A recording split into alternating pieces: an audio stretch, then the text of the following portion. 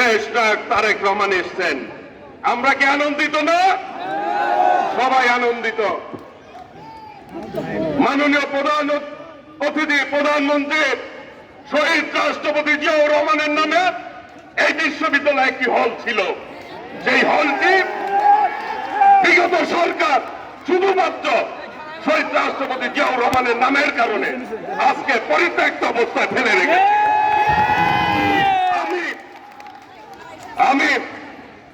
আপনি আমাকে মনোনয়ন দিয়েছিলেন, আপনার মনোনীত প্রার্থী হিসাবে টাঙ্গাইলবাসী আমাকে বিপুল ভোটে বিজয় অর্জন করেছে শুধুমাত্র আপনার কারণে।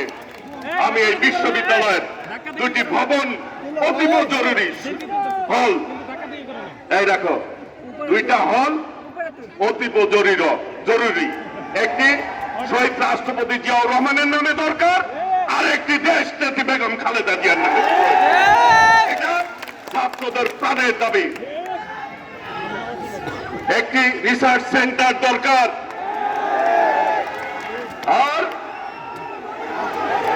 আর এই বিশ্ববিদ্যালয়ের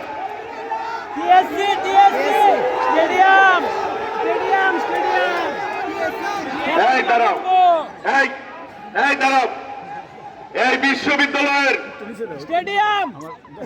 একটি স্টেডিয়াম রয়েছে পিছনে।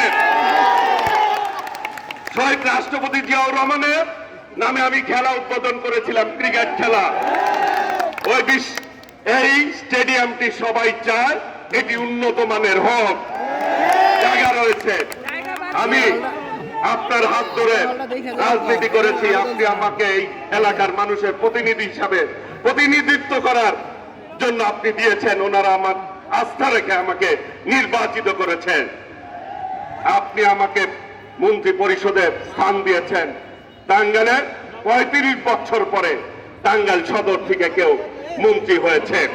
কাজেই মাননীয় আমার অভিভাবক, আমার প্রধানমন্ত্রী দলের চেয়ারম্যান, আপনি আমার এলাকার যে সমস্যা আছে প্রত্যেকটি নিজের এলাকা মনে করে, নিজের ছোট ভাই মনে করে আমার কাজগুলি করে দিবেন।